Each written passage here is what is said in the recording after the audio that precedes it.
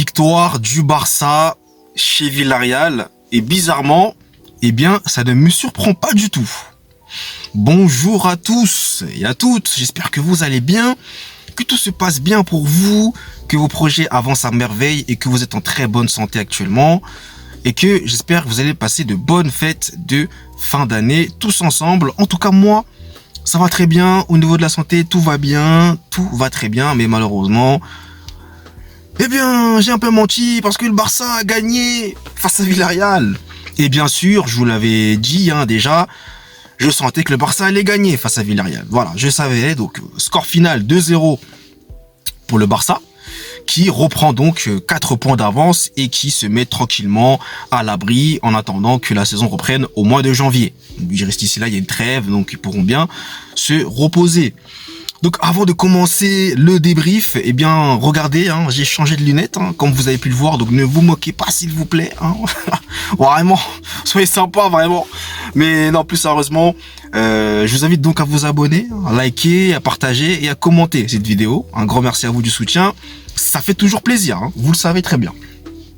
Donc, on va parler du Barça, qui, dans ce match contre Villarreal, n'a pas non plus été très impressionnant. Mais encore une fois, le Barça, au niveau de leurs individualités, au niveau de la technique, et puis surtout au niveau du football, tout simplement, c'est davantage plus cohérent. Donc ils vont savoir mieux répondre, déjà. Enfin, ils vont savoir mieux répondre. Ils vont savoir répondre, tout simplement. Et Villarreal, moi, en fait, je vais clairement vous dire ce que je pense. J'avais senti que le Barça allait gagner ce match. Vous savez pourquoi? Parce que dès lors que j'ai vu que Villarreal a eu des innombrables occasions et que ça faisait que rater devant les buts, parce que la finition, franchement, Villarreal, zéro pointé. Parce qu'il faut aussi le dire, le gardien du Barça, Johan Garcia, moi je vous ai dit les Barcelonais, vous avez fait une très bonne affaire en recrutant ce gardien. Johan Garcia, c'est très très fort. Je le répète et je ne cesserai de le répéter. Ce gardien-là, il s'est totalement adapté, mais d'une manière rapide, au système de jeu du Barça. C'est impressionnant. Le gars est rassurant. Et forcément, ça rassure la défense. Ça fait des parades. Après, ça tirait quand même sur lui aussi. On va quand même se dire la vérité. Mais il faut sortir les parades et il les sort. Donc, encore une fois, un très gros match de sa part. Mais Villarreal, quand même, a eu des innombrables occasions qu'ils ont loupées. Et quand tu loupes des occasions, comme ça, quand ça s'enchaîne, eh bien, moi, je connais parfaitement ce scénario. L'équipe d'en face, et là, en plus, c'est le Barça, eh bien, ils vont, eux, marquer. Et c'est ce qui s'est passé. Donc déjà, penalty obtenu par Rafinha. Rafinha, encore une fois, qui est le roi de cette équipe actuellement. Rafinha, c'est actuellement l'un des meilleurs joueurs du monde, en tout cas, en termes d'individualité. Il faut aussi le dire. Parce que Rafinha, moi, je trouve qu'on lui manque vraiment trop de respect. Rafinha, ça fait 2-3 ans, même 4 ans, je dirais peut-être, qu'il est incroyable. Alors on va peut-être dire 2-3 ans qu'il est incroyable, surtout avec le Barça. Il faut le dire. Notamment la saison dernière où il était impressionnant déjà. Et là, encore une fois, il revient très très fort. Et il provoque donc ce penalty.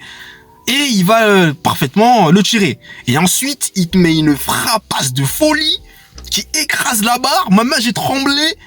J'ai tremblé quand j'ai revu ça. J'ai dit, why? Mais Rafinha, qu'est-ce qu'il mange? Qu'est-ce qu'il boit? Mais c'est incroyable, il a de la puissance dans son pied gauche. Aïe. Et lui, franchement, j'ai pas envie d'être à côté de lui si je reçois une frappe.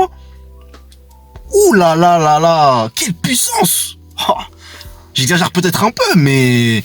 Non, franchement, c'est incroyable. Mais encore une fois, Rafinha, c'est vraiment le joueur important de cet effectif, il faut le dire clairement. Et ensuite, carton rouge. Donc, le carton rouge de Villarreal, qui a plombé tout le match. Ah, mais il faut le dire, ça a plombé tout le match. Moi, dès lors qu'il y a eu ce carton rouge-là, je me suis dit dans ma tête, c'est fini. C'est fini. Le gars là qui a pris le carton rouge, il a gâté le match.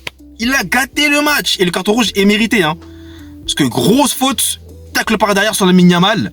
Très grosse faute, carton rouge tous les jours. Bien arbitré, il n'y a rien à dire, il faut le dire. Il faut le dire, quand l'arbitrage là est bon, il faut le dire. Là, bon arbitrage, bonne décision, carton rouge direct. Parce que au ralenti, moi, à vitesse réelle, je me dis que la faute, elle est pas si grave que ça. Mais au ralenti, quand je revisionne, je me dis, ah ouais, là, carton rouge, rien à dire. Tac pas derrière, très dangereux. Donc oui, il y a rien à dire. Et après, le match, c'était flingué, hein. Je vous dis la vérité, hein. C'était mort, hein. C'était mort, hein. Et puis Lamine Yamal qui marque après le deuxième but pour le Barça, qui scelle déjà la victoire, hein. Tu sentais que c'était bon. Le Barça avait empoché donc, je crois même une 8e victoire de suite, hein, d'ailleurs. Il me semble en Liga, hein, si je dis pas de bêtises, pour le Barça, qui continue donc d'être sur la bonne voie, en tout cas, d'un back-to-back en Liga, hein, comme je vous avais dit. Voilà, donc ils sont en bonne voie le Barça actuellement, hein, voilà. Mais encore une fois, Villarreal a beaucoup trop raté. Franchement, c'est... À un moment donné, tu te dis, mais c'était trop. Arrêtez, trop d'occasions. Oh là là. Et après, le scénario, tu le connais, comment ça va se dérouler. Le Barça, ils vont avoir quelques petites occasions, ils vont marquer. C'est ça, en fait. C'est ce qui s'est passé. Voilà.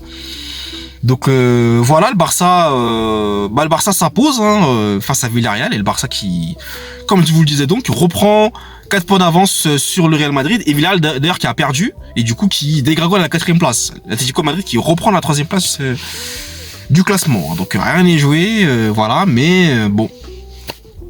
Écoutez, le Barça, on sait que défensivement, c'est très fragile. Hein, clairement, c'est très fragile. Même les latéraux... Koundé, Baldé, parfois c'est un peu trop fragile, pas très rassurant par moment, mais ils savent qu'ils vont répondre offensivement. Ils le savent très bien, et ils ont une cohérence de jeu, ils ont un fond de jeu, c'est tout le contraire du Real Madrid, hein. Désolé de comparer toujours le Real et le Barça, mais c'est le jour et la nuit, hein, clairement. Mais ils savent qu'ils vont répondre offensivement, ils savent très bien qu'ils ont la qualité technique pour, avec des gens comme Lamine Yamal, le Rafinha, hein, notamment, ou même Lewandowski. Ça fait la différence, voilà. Et surtout quand ils sont appliqués techniquement, ça fait la diff, hein. Du coup, du Real aussi, on a ces jours-là. Mais le problème, c'est que t'as pas de fond de jeu, t'as pas tout ça, en fait. Déjà aussi. Donc, voilà. Ça fait la différence. Ça fait une très grande différence, même. J'ai envie de vous dire. Donc, écoutez, je ne vais pas non plus m'éterniser plus longtemps sur ce débrief. En tout cas, dites-moi vous dans les commentaires ce que vous avez pensé de ce match-là. Et nous, vous le savez, on se retrouve très vite pour de nouvelles vidéos. D'ici là, passez une très bonne journée. Allez, peace!